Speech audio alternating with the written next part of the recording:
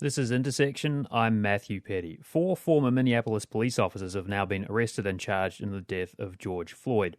That comes after more than a week of nationwide protest over the killing of Floyd and other black Americans at the hands of police.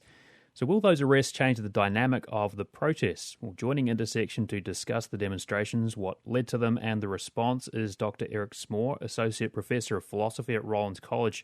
Dr. Smaw, thank you so much for being with us. Thank you, Matthew, for having me. It's a pleasure to be here. We're also joined by Pastor Roderick Zach of Rejoice in the Lord Ministries. Pastor Zach, thank you so much as well. Thank you for the invitation, Matt. And you can join the conversation by sending in your questions and comments on Twitter. Are you joining those demonstrations? Are you moved to act in other ways? We want to hear from you. You can find us on Twitter at WMFE Orlando. Let me start by asking what both of you are thinking about as you witness the protests across this country. Pastor Zach, what's going through your mind? Well, it is in response to, unfortunately, unlawful, brazen, merciless, atrocious killings, the killing of George Floyd, and unfortunately this in the first instance, maybe probably the most stark.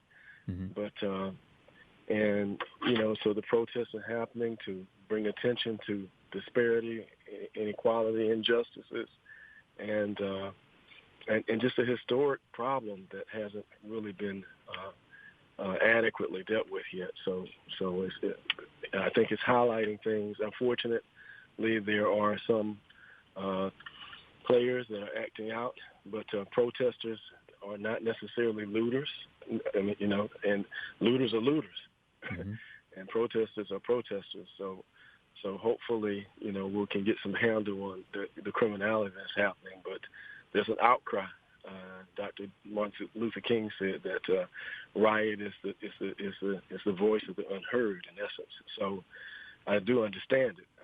I'm an African American male. I've been, unfortunately, harassed by the police myself, and so it's something that has to be done. And it's wonderful to see such a diverse crowd, that whites and Hispanics and Asians and African Americans, and it's just wonderful to see that happening. And I'm glad for that day that it's not, us, to use the term, crying in the wilderness. Mm-hmm. By ourselves, but more so there's a more united voice. If the powers that be can be sensitive and hear beyond just the outward demonstration of anger and get to the source of the problems. Dr. Eric Smaw, what are you thinking about and thinking about, especially as you watch what's unfolding here in Central Florida, across the nation over the last few weeks, and these protests have been growing in strength and they don't seem to be going away?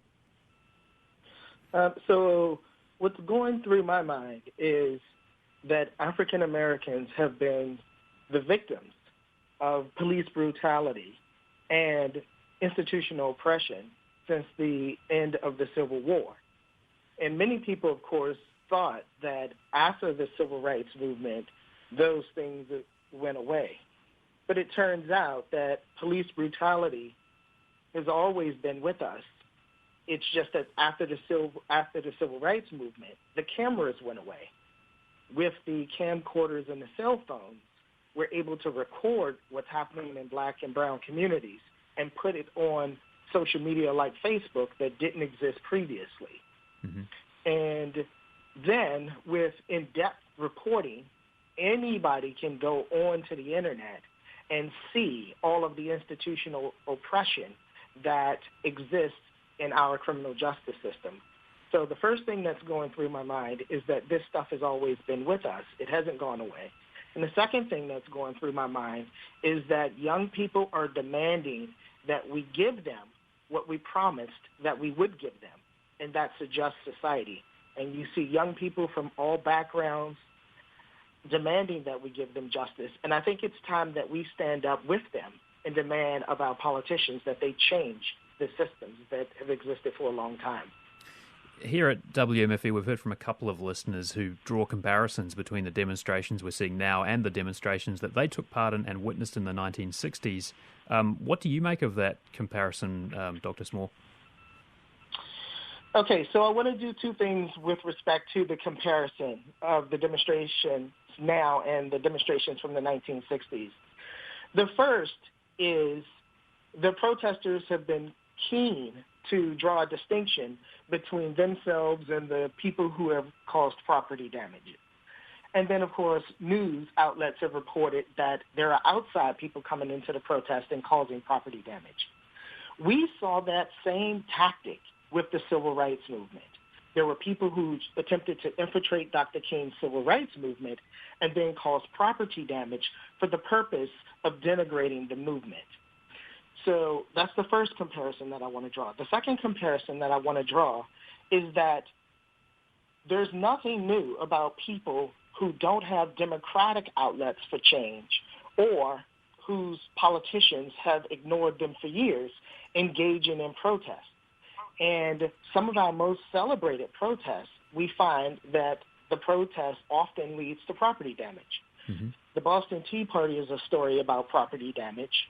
When we look at the Hong Kong protesters, we find that there's been over $600 million in property damage. And so although the protesters today aren't engaged in that, there are people from the outside coming in, if people aren't paid attention to, or if they don't have democratic means for making change, you will see their anger and frustration spill over into property damage. Mm-hmm. Pastor Zach, your thoughts on the sort of comparisons between what we're seeing now and what we saw in the 60s? Yeah, during the 60s, it was a more establishment-oriented, Christian-led movement. The whole process of mobilization was different. The focus on nonviolence was heavy, and there was even though it was still visceral, folks still angry. They were trained and it was a process prior to participating in the march. And here, you got the event of social media, this, concise communication that they're making. It's more grassroots. There's no really definitive leader. So it's a stark difference. And so hopefully some definitive leaders will be birthed from this in terms of some spokespersons that can lead the way to the process of solutions, strategies, tactics, a whole paradigm shift, and that's what's being called for. So I'm hoping and praying that that will be the next steps in this. But right now we see grieving and just a kind of righteous indignation, just bemoaning the injustice and the historical injustice. And coupled with the fact that we have a pandemic and huge numbers of people who are laid off, furloughed, terminated. So it's populated by, the last hired, the first fired, and those who are disenfranchised right now. So it's also, which shows for the huge numbers that we have here have to do with people being somewhat displaced, which even is maybe a displaced anger in addition to the anger that people are experiencing as a result of the injustice. So you got numerous things happening simultaneously here. Yeah, it is pretty complicated, right? I mean, we are sort of at this unique sort of junction of events, and in some ways, it's hard to step back and take a look and say, how do we get through this? I want to just throw out the Twitter handle again if you want to comment on the show. We are speaking with Pastor Roderick Zach and Dr. Eric Smaw, talking about police brutality and the events leading up to the protest, the death of George Floyd, and what may come out of these protests. Brandon writes in, make sure that you say the looters / violence isn't affiliated with the BLM protests, the Black Lives Matter protests. The looters are taking advantage of this time, but I also agree with John F. Kennedy, when peaceful revolution is ignored, violent revolution is inevitable. And I think that speaks a little bit, Pastor Zach, to what you were saying about the words of Dr. Martin Luther King Jr. And one more comment here from Brandon. our national anthem ends with the lyrics, "The land of the free and the home of the brave." When that first part isn't true, that second part needs to be. I believe there are actually some verses of the national anthem which we don't typically sing, which may say some other things as well. But I take your point. Thanks for writing in, Brandon. Eric Smaw, I just wonder, sort of, is this a moment where we all really need to sort of take a step and sort of reflect and say, okay, how do we get to this point? Okay, so this is an excellent question. I want to take us back to 2006. The FBI published a report called the Intelligence Assessment Report, in which they told us that white supremacists have infiltrated our police departments in many cities throughout the country.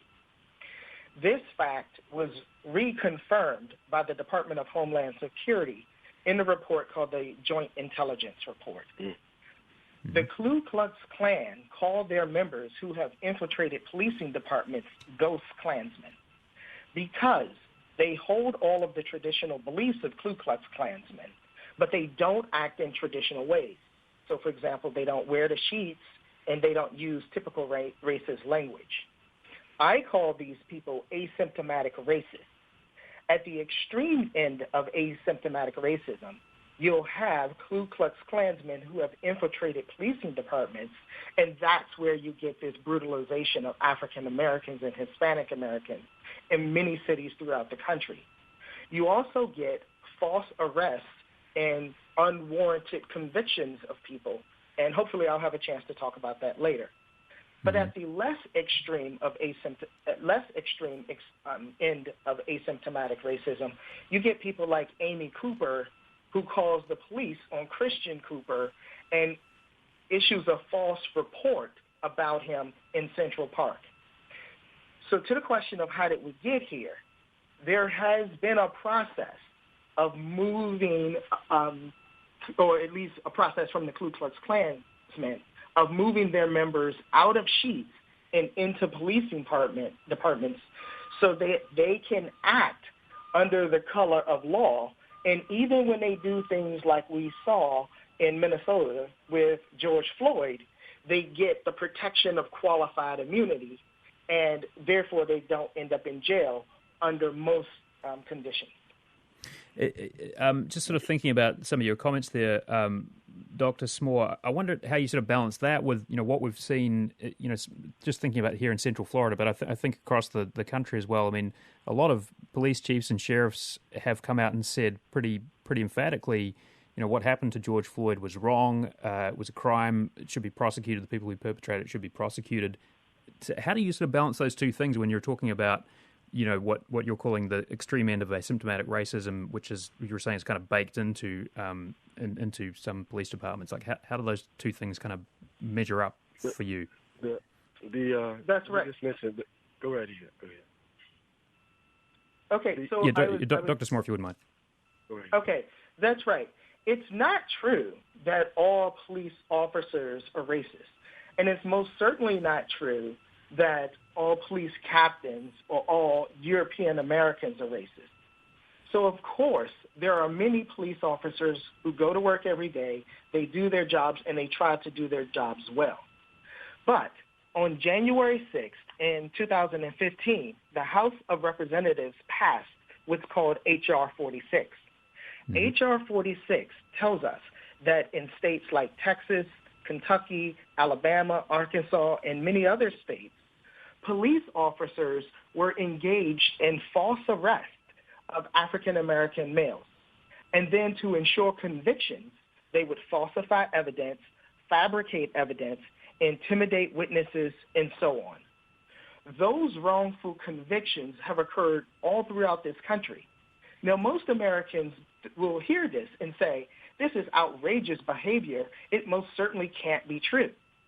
But when we look at exoneration statistics, we find that 60% of people who are exonerated for sexual assaults are African American, and 50% of people who are exonerated for murder are African American, and 55% of people who are exonerated for drug possession are African American. So we know that African Americans are being falsely arrested and wrongfully convicted at much higher rates than everyone else. But notice, no police officers go to jail for this.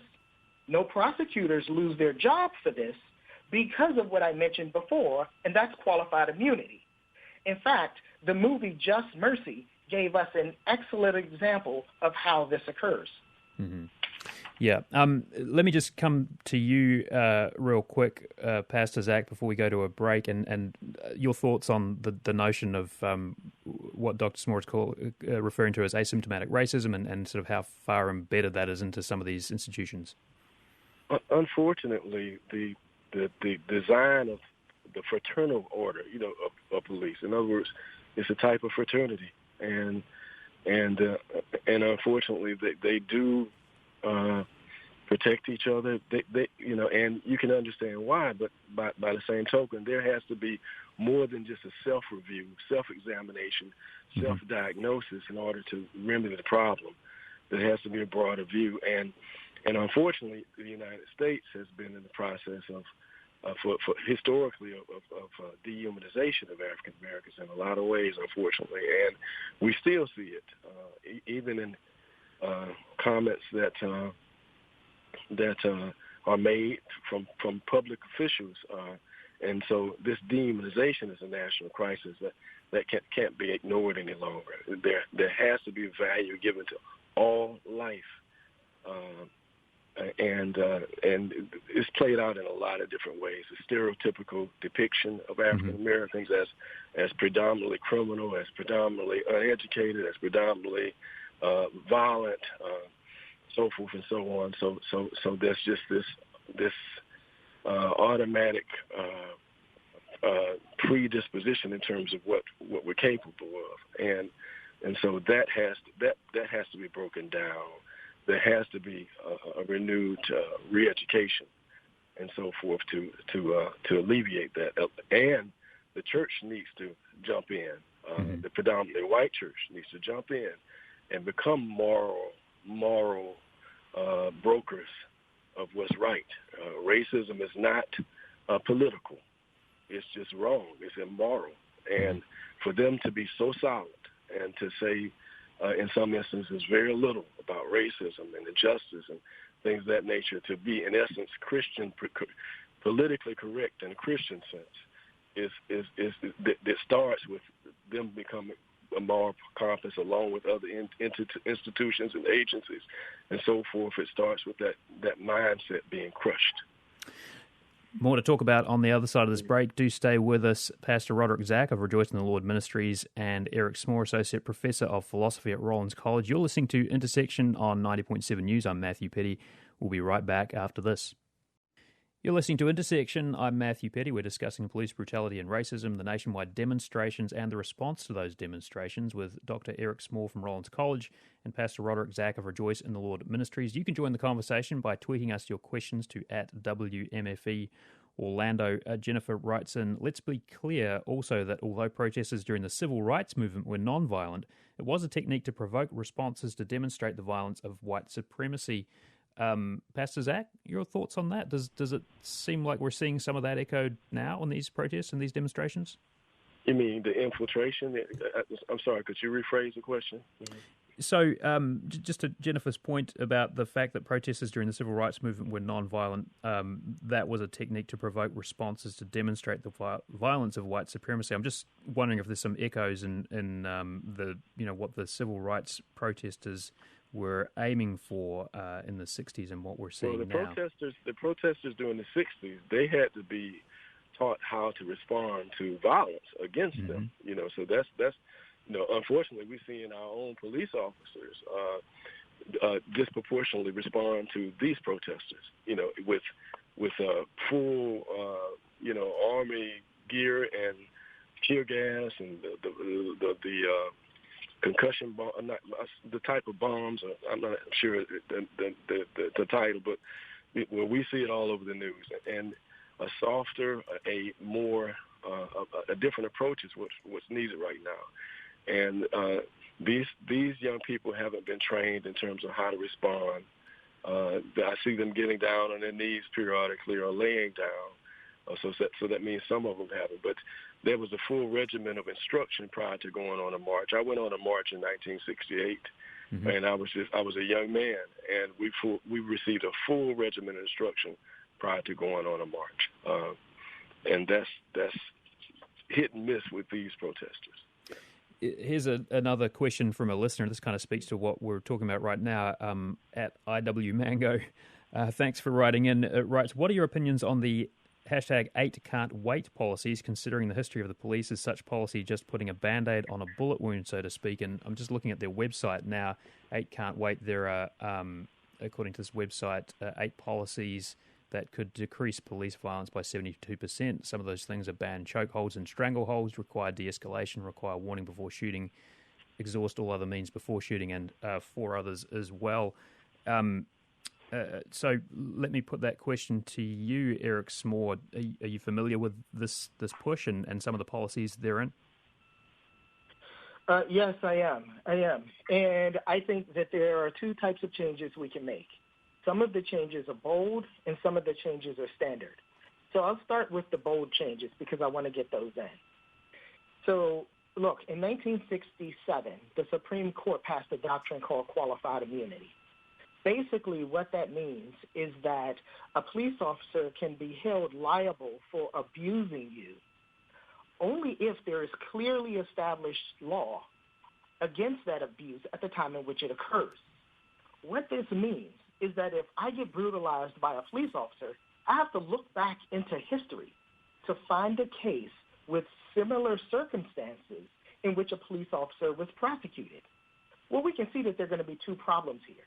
First, in the 1960s, police officers were not being prosecuted for brutalizing African Americans, so we're not going to have those cases established. But even if I can find a case, all a judge has to say is, well, the circumstances aren't similar. And though I recognize that your constitutional rights were violated, because I cannot meet the Supreme Court standard of clearly established law, you lose. And this, of course, has allowed police officers to act with impunity. So what can we do? The first thing all of us must do is write all of our congressmen and men and women and tell them to abolish qualified immunity, because it allows police officers to act with impunity. And then we need to establish a necessary standard. The necessary standard tells us some of the things that the people at Hate Can't Wait want. First, police officers must exhaust other remedies before they can act with violence. So no chokeholds, they have to look to de-escalate, and so on. A second thing that we could do is require a broad reading of the Fourth Amendment. Because the Supreme Court has so restricted the Fourth Amendment, that's also given police officers impunity to do what they will with us, and the Fourth Amendment can't protect us. So we need a broad reading of the Fourth Amendment. Those 2 things will take us a long way, in addition to things like banning chokeholds. So those are the broad changes I would argue for. Yeah, and just to refresh the memory of our listeners and myself too, to be honest, the Fourth Amendment, the right of the people to be secure in their persons, houses, papers, and effects against unreasonable search and seizures shall not be violated. So, yeah, some work to be done from the point of view of reform there. I want to get to another question and come back to something you were talking about before the break, Pastor Zach, and the role of the faith community in all of this as we sort of look to the future beyond these demonstrations. And I understand you're going to be walking tomorrow morning, Friday morning, as part of a walk of mourning and restoration. Talk to me a little bit about the walk and the purpose of it. Well, the purpose of the walk is to in essence, grieve, to experience remorse, to lament, to think about the loss. And I think 400 names of persons who've been killed by police will be read off along with scriptures that talk about mourning, grieving, and then there'll be some apologies. There'll be a testimony from some folks who have been abused, and then there'll be some apologies issued in terms of showing remorse by law enforcement, by some predominantly white religious leaders, to just say, hey, we could have done more. We could have been more sensitive. We could have instructed more. We could have not been insensitive to this issue in the past, and making a commitment to do better in the future. So prior to instituting action plans, strategies, considering best practices for reformation of the judicial system, of the criminal justice system, just taking a minute to feel this, to empathize, and that's what we do as a community. We mourn with those who mourn. We weep with those who weep, and then we get up from there, like a funeral, and from there we go forward and trying to strategize where we go from here. So it's a precursor to strategies for change. Mm-hmm. And so, just so I'm clear, you will be walking alongside members of law enforcement who will be sort of part of that process as well. That's true. Christian leaders, judges, state's attorney, others are coming out to join us, along with a diverse cadre of Christian leaders, mm-hmm. both white and African American and Hispanic. How much? Where do you this is obviously part of a long process, but what do you see going forward? Like, what do you think the next few months looks like, if it's even possible to sort of see that far out at this point? Well, I think some think tanks are already developing that has some major people involved and developing like a task force that considers this from in a comprehensive way. And to innovate, to be creative in how we look at policing, and first try to analyze and take best practices and implement those, but also think about different ways that we can. For instance, we can electronically issue a ticket. Is it a way that we can?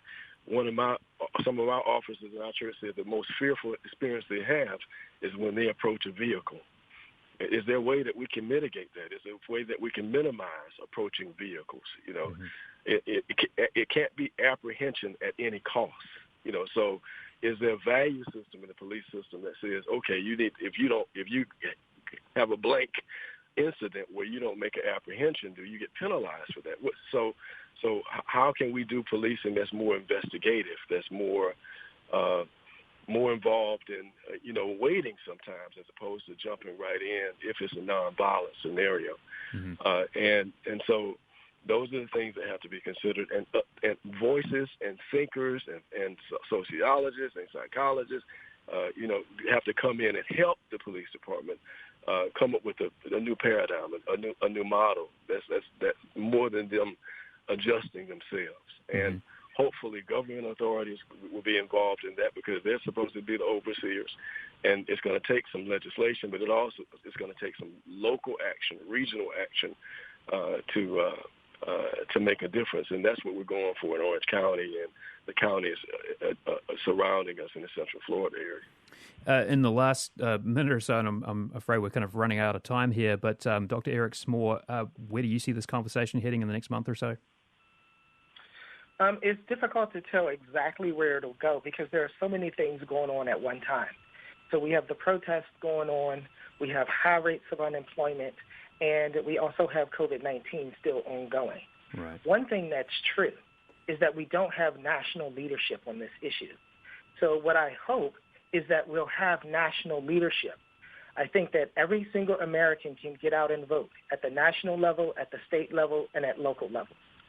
And we can also require that our colleges and universities, our middle schools, elementary schools, and high schools teach American history that encompasses all people in America, and teach it openly and teach it honestly.